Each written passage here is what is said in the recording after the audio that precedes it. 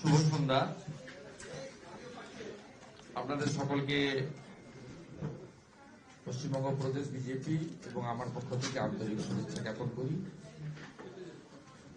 আপনারা জানেন যে একটি গুরুত্বপূর্ণ বিষয় নিয়ে আমাদের যিনি মিডিয়া ইনচার্জ মাননীয় সতীর্থ তুষারকান্তি ঘোষ মহোদয়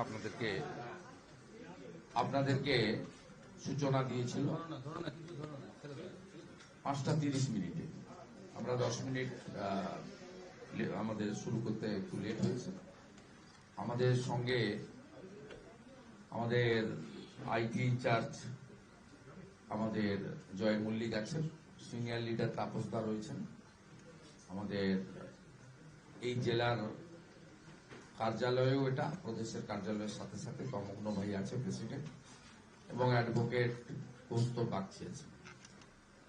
আমি আপনাদেরকে মাননীয় মুখ্যমন্ত্রীর মুর্শিদাবাদ জেলার যে তথাকথিত আর্টিফিশিয়াল রেডিমেড সফর সেটা নিয়ে কিছু বক্তব্য আমি রাখব, এবং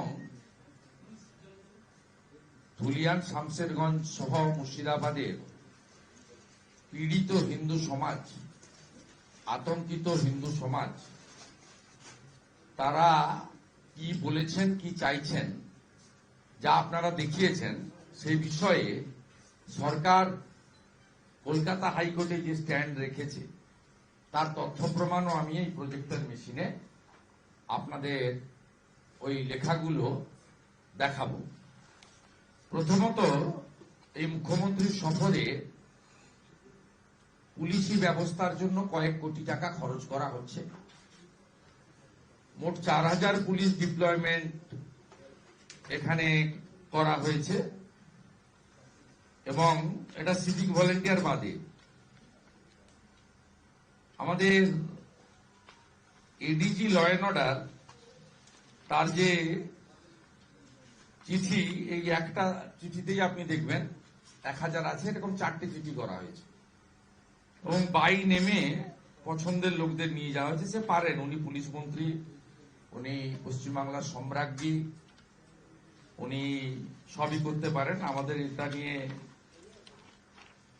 নৈতিকতার প্রশ্ন থাকতে পারে, কিন্তু অনিয়মের কোনো প্রশ্ন নেই।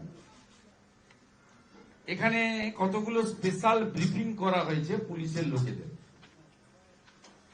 আমাদের মধ্যে তো পুলিশের অনেক লোকজন রয়েছে, তারা ব্রিফিংটা আমাদের জানিয়েছেন। মুখ্যমন্ত্রী যাতায়াতের পথে পুলিশদের নেতৃত্ব দেবেন এক ঝাঁক আইপিএস অফিসার, যারা মোথাবাড়িতে হিন্দুদের দোকান এবং ঘর লুটের সময় লুকিয়ে গেছিল টেবিলের তলায়, যারা 10ই এপ্রিল সুতিতে 11 এবং 12 ধুলিয়ান শামশেরগঞ্জে শাটারের তলায় ঢুকে গেছিল, তারা এখন বেরিয়েছেন। মুখ্যমন্ত্রীর রাস্তার যাতায়াতের পথকে নিষ্কণ্টক করবেন আইপিএস অফিসাররা। 3, মুখ্যমন্ত্রীর যাতায়াতের পথে হিন্দু গ্রামগুলো ব্যারিকেড করে রাখতে হবে, যাতে হিন্দুরা মুখ্যমন্ত্রীকে বিক্ষোভ দেখাতে না পারেন। আমি বিক্ষোভের ভাষাতে আপত্তি আছে, এটা তো পুলিশের ভাষা। আমি বলবো তারা যাতে তাদের যন্ত্রণার কথা, অত্যাচারের কথা মুখ্যমন্ত্রীকে বলতে না পারেন। 4, মুখ্যমন্ত্রী যাতায়াতের পথে পুলিশ কিছু তৃণমূলের হিন্দুদের সাজিয়ে রেখে দিদি দিদি বলে চিৎকার করাবে। মমতা ব্যানার্জি গাড়ি থেকে নামবেন, কুশল বিনিময়ের মাধ্যমে জিজ্ঞেস করবেন যে আপনারা সব মিলেমিশে আছেন তো, ইত্যাদি ইত্যাদি। আপনারা সবাই মিলেমিশে আছেন তো? ওরা একই বৃন্তে দুটি কুসুম, ঠিক আছে তো? দুটো কুসুম। ধর্ম যার যার, উৎসব সবার, ঠিক আছে তো? আচ্ছা,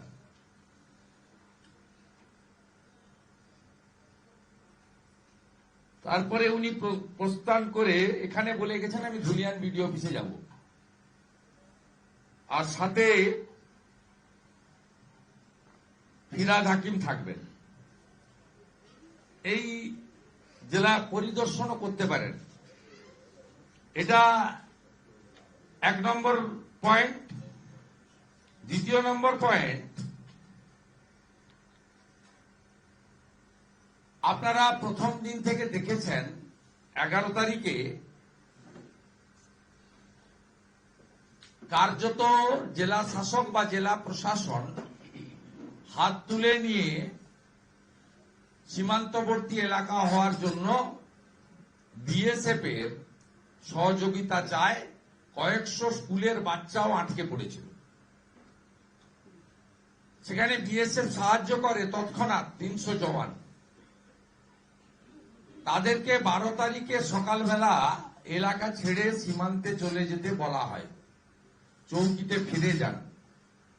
তার ফলে আমরা কোর্টে যাই, কোর্ট থেকে অর্ডার পাই।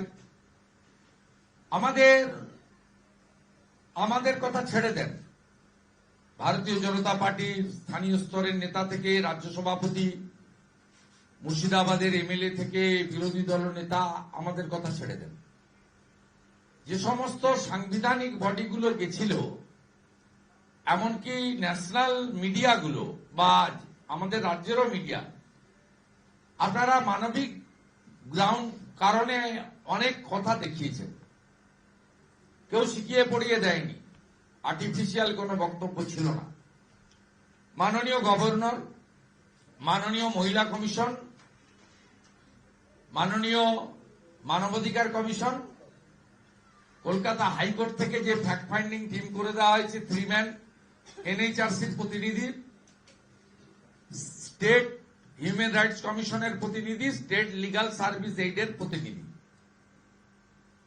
এর বাইরেও অন্যান্য রাজনৈতিক দলের যারা গেছেন, আমি তাদের কথা আর উল্লেখ করছি না।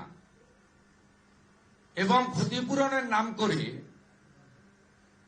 ভাঙা বাড়ি এবং দোকানদারদেরকে 10,000 টাকা করে চেক দিতে পুলিশ গেছিল এসডিপিও জঙ্গিপুরের নেতৃত্বে। হরগোবিন্দ দাস, চন্দন দাসের বাড়িতে 10 লাখ টাকার চেক নিয়ে মুখ্যমন্ত্রীর প্রতিনিধিরা 3 বার গেছে।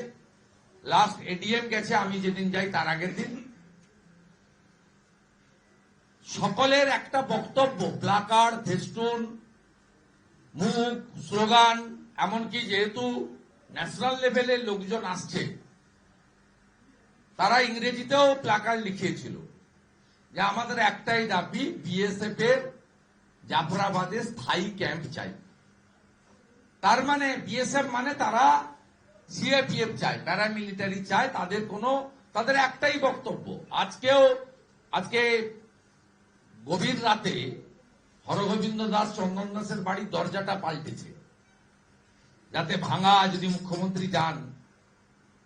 যদিও তিনি ডুমুরজলাতে দাঁড়িয়ে বলেছেন আমার ধুলিয়ান বিডিও অফিসে যাওয়ার কথা, সবাই তো প্রায় পালিয়ে চলে এসেছে, তা আমি যাদের পাই তাদেরকে কিছু ক্ষতিপূরণ দেব। এই জন্য দরজা চেঞ্জ করা হয়েছে। কিন্তু এখন স্মার্টফোনের যুগে, ক্যামেরার যুগে, ভিডিওর যুগে যতই আলকাতরা লাগান আপনি, আপনার আসল চেহারাটা, আপনার পুলিশের আসল ভূমিকা, আপনার জিহাদিদের তাণ্ডব, এ আপনি বুঝতে পারবেন না।